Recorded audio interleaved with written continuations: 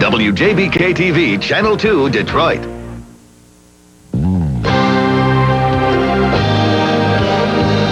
Is right-wing radio fueling a nationwide revolt, tough talk, and a fiery free speech war on Bonds Tonight.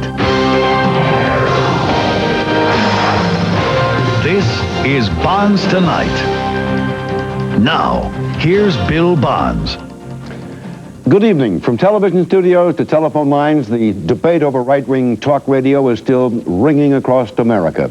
Just 24 hours ago, right here, you probably saw my little chat with WXYT conservative tough talk guy Mark Scott.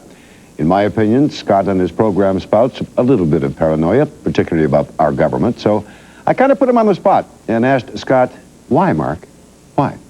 You have to witness and see what has been happening on a federal level. With Randy Weaver's wife was standing in her kitchen in the doorway, and she was holding her child. We had an FBI agent that blew her head off. That's a human being. That's one FBI agent. That's right. That is not the U.S. government, Mark. But those were the orders. That's not the Attorney General, and that's not the President. Those were the orders, and those orders come from, they have to come from the top down, Bill. Somebody has to give that order. And who gave the order that they should shoot? Who gave the order that Randy Weaver's son was some sort of a criminal, a 14-year-old kid who didn't do anything to anybody? Later in the program, Congressman John Dingell jumped in, and our roundtable talk became something of a free-for-all, the wild, insightful, though, discussion that I frankly couldn't stop, and frankly, I didn't want to stop. So this evening, you're going to see part two with Mr. Scott and Congressman Dingell back for more. All day long on America's airwaves, there has been a tremendous amount of jabbering about the jolt that President Clinton delivered to conservative talk show hosts around the country, vaguely accusing them of spreading hate. But since he said that, there's been some presidential backpedaling, with Clinton aides claiming their boss was not ripping everybody, particularly not conservative king Rush Limbaugh. Today, Mr. Limbaugh accepted that apology, promptly attacking the media for trashing him after taking the bait from Bill Clinton. All he's got to do is put out this notion that it's somewhere hate on the radio, and they're automatically going to conclude that it's me, whether he says it or not, because they want it to be me. Now, you watch how the network news shows opened on Monday night. See if I'm not right about this. President Clinton takes on right-wing radio, calling on Americans to take a stand against angry voices. Clinton did not say so specifically, but he clearly had the words of many ultra-conservative talk radio hosts in mind. How? President Clinton said one way to fight violent action is to stop all the violent talk. President Clinton named no names, but made it clear who's talking that talk. How was it clear, Dan? Meanwhile, there might be a big break in the hunt for the bombing suspect known as John Doe number 2. Federal sources are now telling TV2 they do know the man's name. Stay with TV2 for the latest developments. Today, there have been chilling revelations and more new clues in the case, many revolving around the tormented and twisted Timothy McVeigh and his friend Terry Nichols. It seems that 3 days before the bombing, McVeigh called Nichols and said, quote, "Something big is going to happen." That's according to prosecutors who claim the pair then drove to Kansas, rented the Ryder truck, which was used in that terrible bombing. The revelations came out at a hearing in Kansas for Terry Nichols. An official saying that Nichols has also admitted to buying 100 pounds of fertilizer, the kind of fertilizer used to make that bomb. At the same time, there may be new proof that Timothy McVeigh had a hand in detonating that device. It seems that 3 people today told federal agents they saw the suspect outside the federal building just before the explosion. From the beginning, there has seemed to be little question that McVeigh, guilty or not, is a tormented and rather bitter man when it comes to his own government. And today, more proof emerged on that front. A New York newspaper dug through its archives and found an eerie letter McVeigh mailed to the editor back in 1992, a letter complaining about the government. In it, he wrote, quote, "Do we have to shed blood to reform the current system? I hope it doesn't come to that, but it might." End of quote. While federal agents chased leads like that, there was a moment of silence in Oklahoma City, the 1-week anniversary of the terrible bombing. Frustrated search crews are still digging through the concrete tomb of the federal building with nearly no hope of finding any survivors alive. The death toll is now around 100, more than 100 still missing. Once again this evening, in lieu of what happened in Oklahoma City, we're talking about talk radio in America. One of my guests this evening, once again, is Mark Scott, radio talk show host for WXYT, which is located in Southfield, Michigan, and Congressman John Dingell from the state of Michigan, now in his 30th year, I believe, in the U.S. Congress. Let me give an example of the kinds of things that people say triggers violence and hatred in our country that they're hearing on talk show radio. Host Bob Grant, WABC New York, told a listener, "You're fed up with criminals and punks? Then get a gun and do something about them." Told one listener who had called in with an accent, "Get off my phone, you creep. We don't need the toilets cleaned now." Chuck Baker, Colorado, radio station KVOR. "Get rid of and attack the slime balls in the U.S. Congress. Citizens must mount armed revolution." Former liberal Ohio Senator Howard Metzenbaum, "You'll get rid of him by standing over his box, putting dirt on top of it while saying, 'I'm sure he's finally in there.'" Mark, have you said those kinds of things? Never, but not in that. And do your listeners say those kinds of things to you? No, my listeners don't say that. Some listeners will say, "It's time that we have a civil war, that we have a revolution of a type." And the reason they say that is because they feel they can't work through the halls of Congress, they can't work through the justice system, and they're not being heard. I have always cautioned my audience to never throw themselves in front of the juggernaut. I do not advocate that the audience breaks the law. I do advocate that the audience learn how to protect themselves from criminal element or whatever. And they must be responsible. And if people are going to, if they're going to become gun owners, they must learn how to use that gun, use it effectively, use it efficiently. You have said on your radio show, according to a newspaper article that I read day before yesterday, that there are some very dangerous wackos who call you people who are dangerous, people who say crazy things, and espouse crazy things. Well, I said... And you see them as part of some kind of victims of their own religiosity or something? Well, let's put it in the proper context. Every once in a while, I'll get a call from someone who will identify himself as either being a militia person, usually some form of militia, although the militia people I talk with don't know who these guys are.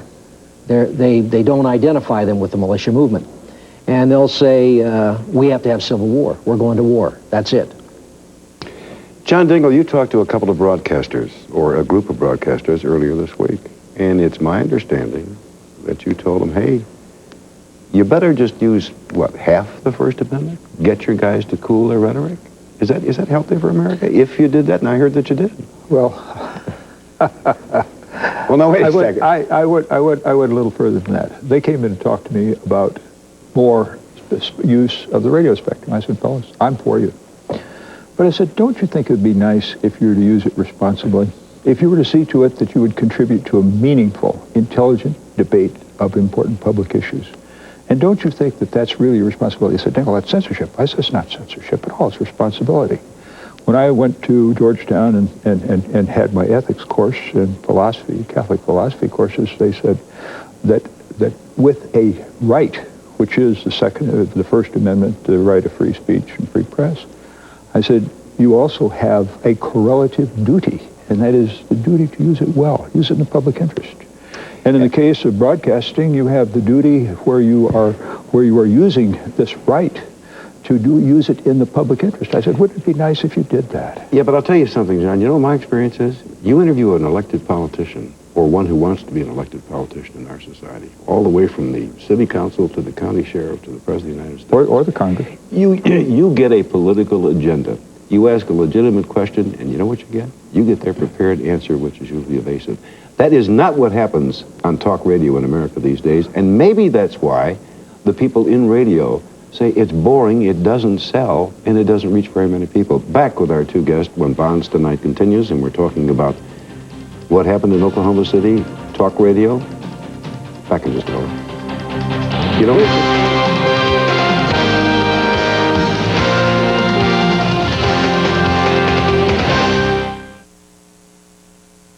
could have been a pro athlete, didn't want to be. I'm a TV2 sportscaster. You know, could have played baseball with Kirk Gibson, but sorry, bad knee. I'm a TV2 sportscaster. Me, shock the world? I don't think so. I'm a TV2 sportscaster. Hockey? Nah, I like my teeth too much. All right, I'm no Barry Sanders. I'm a TV2 sportscaster. So, don't ask me to play the game. I don't want to. I'm a TV2 sportscaster. TV2's Mark Wilson, sports with an attitude. All car dealerships are not created equal. That's why smart shoppers head to Hines Park Lincoln Mercury. Count on our straightforward and professional sales consultants to give you Metro Detroit's best deals. No high pressure, just low prices on a wide selection of great Lincolns and Mercurys. And count on us after the sale for hassle-free service. If it's a used car you're looking for, Hines Park has many low-mileage, reliable cars to choose from. Visit our newly remodeled dealership. We're open Monday and Thursday evenings until 9:30. See why we say every customer is treated like a Lincoln Mercury customer should be treated at Hines Park Lincoln Mercury. This spring, the best moments in May are happening on Showtime and the Movie Channel. You'll see exclusive presentations of When a Man Loves a Woman, Guarding Chess, City Slickers 2, and Romeo is Bleeding. Plus original series like The Outer Limits and Showtime Championship Boxing, the home of Mike Tyson. Just call 1-800-CABLE-ME to get cable TV, Showtime, and the Movie Channel for 30 days for only $29.95. Plus, we'll install your service within 24 hours, guaranteed. Don't let May slip away without seeing the best moments first. Order Showtime and the Movie Channel today. At Art Van, we know choosing the right furniture can be difficult. Sometimes something you thought was perfect isn't. With Art Van's 30-day satisfaction guarantee, we'll take care of it. If you're not satisfied for any reason, call us within 30 days. We'll pick it up free. And do whatever it takes, even if it means a full refund. Art Van's 30-day satisfaction guarantee. We do more for you at an Art Van furniture store. John Dingell and WXYT radio talk show host Mark Scott. Mark, there are some people who say that your radio program, Monday through Friday, is kind of a showcase for extreme right-wingers and men who are members of the so-called militia organizations. I'll tell you what, and that you're kind of a poster boy. I'll tell you what my broadcast radio show is about. It's about people being able to live secure in their own person in this country.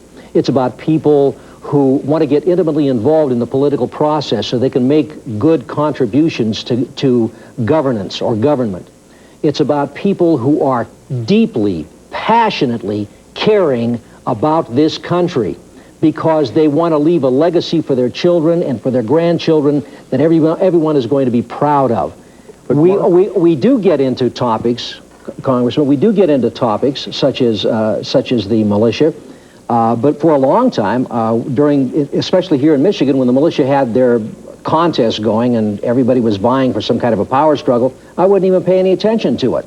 And every once in a while I get back to it because it became news, and when it becomes news, then I discuss it. Well, don't you think, Mark, that those people ought to be encouraged to participate in the political system?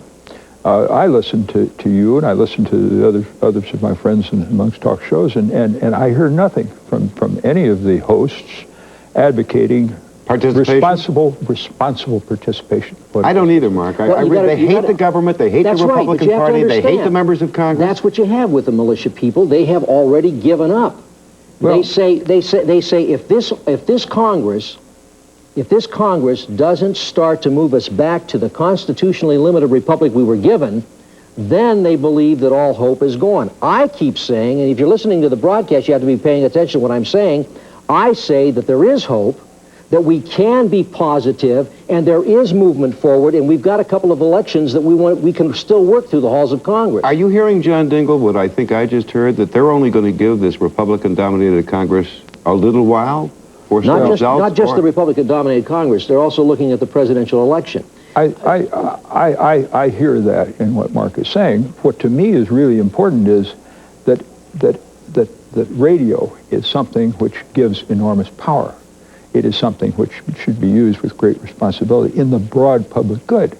I don't think that allowing these people to talk about black helicopters flying up and down the Detroit River, I don't think that talking about the salt mines underneath being filled with Soviet troops, I don't think hearing discussions about Camp Grayling being full of Soviet armored divisions, or a big facility in Minnesota which is fenced with barbed wire turned out to be an Amtrak repair yard is service to the public interest, or indeed to the interest of Mark or any of the other people in that business. I would disagree with you, Congressman.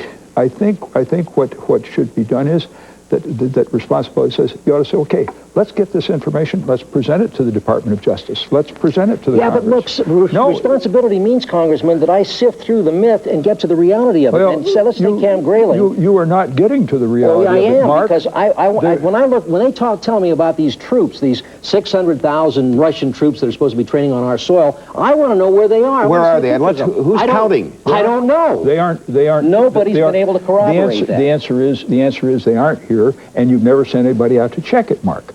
Now, of course I have. That's my answer. I say the same thing. How do you hide 600,000 Soviet GIs in the Midwest? But you're missing the point. The point is that I am clarifying. Listen, the point is that you're a little bit to the right and you're a little bit to the left. You're an elected political figure in Washington, D.C. He's a guy who's got a talk show who talks about you all the time. And you two, I don't think, perceive reality as being the same thing.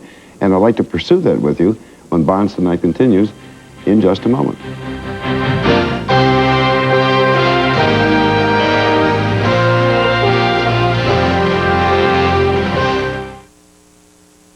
Friday, take a trip into the danger zone. First, a madman has taken over a control tower. Now, Sidney Bloom must find a way to shut him down. No!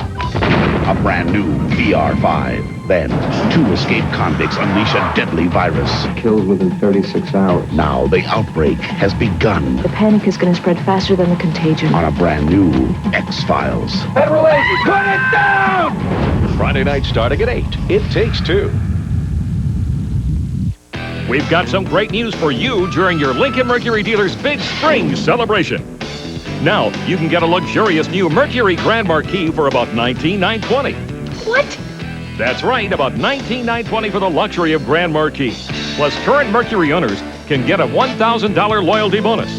Mercury Grand Marquis, now about $19,920 during our big spring celebration.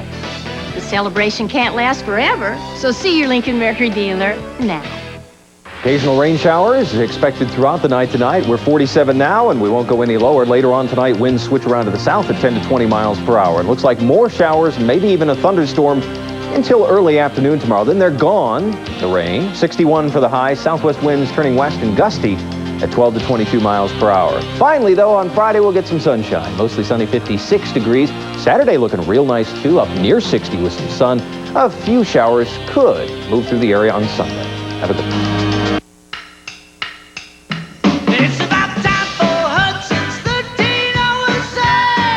This Thursday only, open till 11 p.m.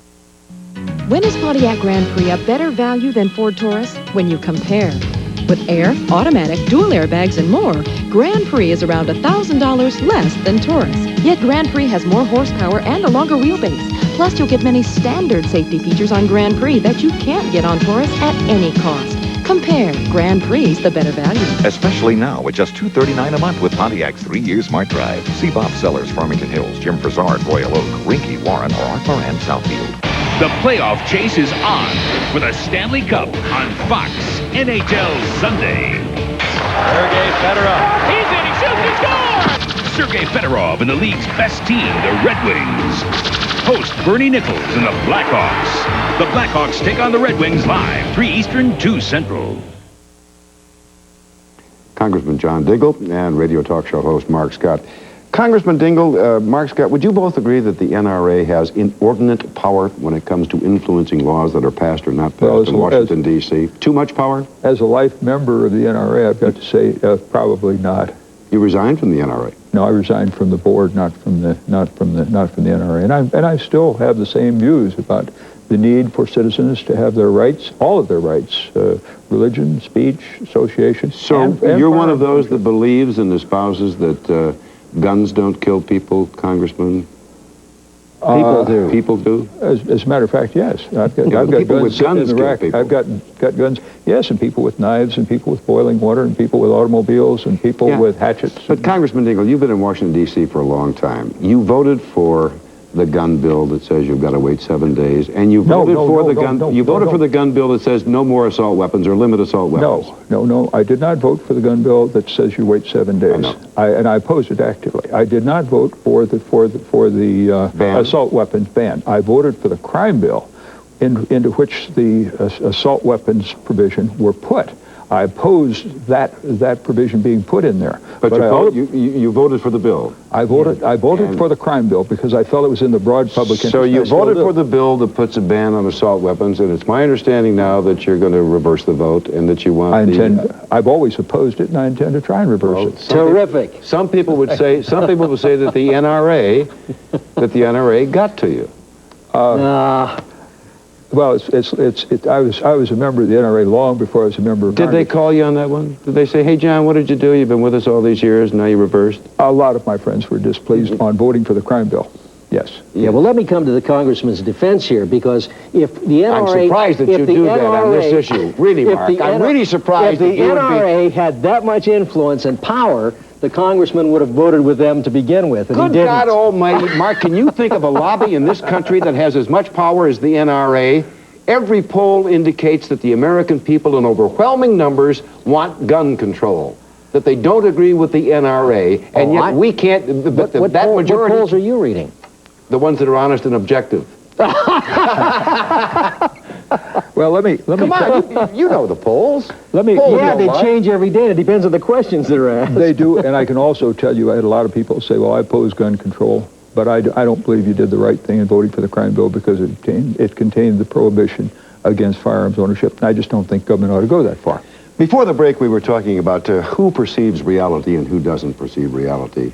I thought that maybe you two didn't perceive reality the same way. I think what you were suggesting, Mark, is that a lot of your listeners don't perceive the reality that you perceive or that the members of Congress do, and that's where the great frustration is. Well, I think my audience does perceive reality, and they get lessons on that, and we talk about it and discuss it. You see, that's what I mean when I say I bring a philosophical base to the broadcast. It may sound boring and dry to a lot of people, but there's nothing more exciting because every issue is discussed from a metaphysical aspect. You know, we're living in a real world. Is it real out there, or is reality what's in my head, and your reality is in your head, and it's different? When we look at this table right here, I can lay down on it and sleep on it. It's still a table. Okay. So that's the real world, and we have to look We're at all it. a little worried about America, okay? I'm very much troubled about what I see My around uncles me. fought in World War II. My dad in World War I. My dad was in World War II. I went overseas in the Korean War. So did my brother Dick. My two other brothers served in Vietnam as well. None of us got involved in the Persian Gulf thing. Do you know one thing that I think has happened in this country? For the past 45 or 50 years, we had a very convenient enemy, the Russian Communist Soviet Union, and they're gone. And I think there are a lot of people saying, well, who's the enemy now? And we got to find one. Do you see that dynamic at all at work in the body politic? I think that that's a major problem. I also think that we really don't have a full appreciation of the wonderful place we have, all the liberties we have, and the fact that we have a system that's basically sound. It's a system which can purge itself. It's a system which can renew itself. It's a system which can tell a public servant like me, go home, your term is up, goodbye. And I think that that's good. I think this is a system, and the fact that it has stood so well for over 200 years, the oldest republic in the world, indicates that we have a wonderful system. With the electronic media we have, and we have, what, about 30 seconds left, Ronnie? We're getting more information. We know more about the world and more about politics than any civilization in the history of man, and yet we seem to be more frustrated by the realities we face. Why is that, Mark? You got about 20 seconds. Yeah, because communism, although it looks like it's dead, the philosophy that drove it is not. It is alive and well in academia in America today. I think the real reason is that the real standard of living and the expectation of people are not going up as they were in the good days that you and I and Mark remember. Since you got out of the Army, John Dingell, and since you've been doing talk radio, Mark Scott, is America better or worse than it was? I think it's better. I think it's getting better, but I think that we're right at the precipice. And I think that what happens in the next 10 years is going to be very important for this country. I think that gives us the basis for several more programs. Mark Scott, WXYT Radio, thank you. Michigan Congressman John Dingell, thank you. Bill. Bond's here saying that it's Billy's turn next.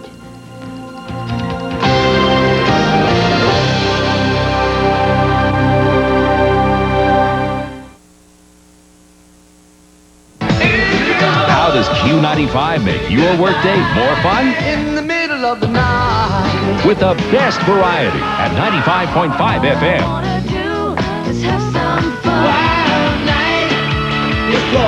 Q95 plays the best hits without the hard rock and rap. More music, more fun, more variety. Detroit's Listen at Work radio station. 95.5 Q95 FM. I left my heart. Ameritech presents Tony Bennett, May 24th to 28th for 5 performances only at the Fox Theater. San Francisco. A special night. 'Cause I want to be around. The 95 Grammy Award winner for Album of the Year, Tony Bennett. Had to be you. Tickets available now at the Fox Theater or Ticketmaster or charged by phone. May 24th through 28th. Tony Bennett, a brass ring production brought to you by Ameritech, your link to better communication. This is Joel Perkins in the TV2 newsroom with an update on a breaking story. The Russian news agency Interfax now confirms a major gas pipeline explosion. It happened in the city of Yuktá, about 600 miles northeast of Moscow. A massive column of flames and smoke shot 31,000 feet into the air. It was spotted by the pilot of a Japanese jetliner. At this point, no reports of any deaths, no reports of any injuries. Again, Joel Perkins reporting from the newsroom. A major gas pipeline explosion in Yuktá. That's about 600 miles northeast of Moscow. In the past 12 months, Chevrolet has introduced more new cars and trucks to America than anyone. And quite frankly, we're pretty proud of them. So your neighborhood Chevy dealer is having an open house. See, at Chevrolet, we want to help you find that one car or truck you can fall in love with. That means showing you everything that's new, from the products in the showroom to the attitude of the folks who work there. So consider this an open invitation to see the newest line of cars and trucks in America. Only at your Chevy dealer's open house. Remember that new car feeling when you first bought your car? Well, you can get that new car feeling again at Z-Bar Tidy Car. Let us renew the interior or revive the exterior or ask about our longer-lasting protection services. So come on, get that new car feeling again at Z-Bar Tidy Car.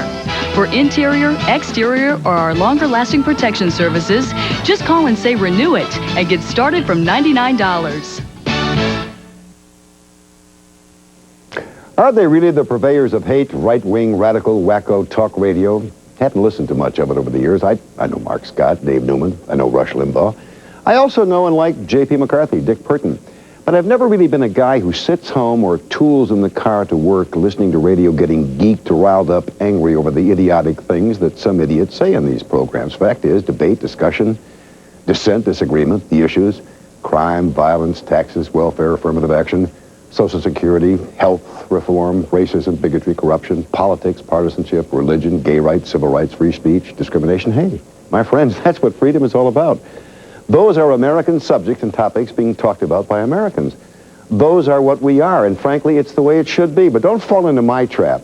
From here on out, it's going to be my turn in some of these programs because it's the responsibility of being a citizen. Mother Son Billy is going to start dropping quarters, start getting a little brilliant, well-thought-out, inspiring, provocative, topical, incisive, salient, equal time with some of these hate-spewing, I'm against everything, armed revolution, weekend Rambos, who are convinced that they, and only they, have some special pipeline which provides them special abilities to solve their problems, America's problems, and everybody else's problems. Because to let some of these kooks who talk and warn of armed revolution, who talk of overthrowing the government, get away without being challenged, perhaps, just perhaps, did nourish, did feed into the unforgivable murderous events of last Wednesday in Oklahoma City. Part of my responsibility as an American is to have the guts to call a dangerous jerk just that, a dangerous jerk. So I'm going to get me a pocket full of quarters, some phone numbers. How about you, fellow citizen? It's your call. Transportation for Bonds tonight, provided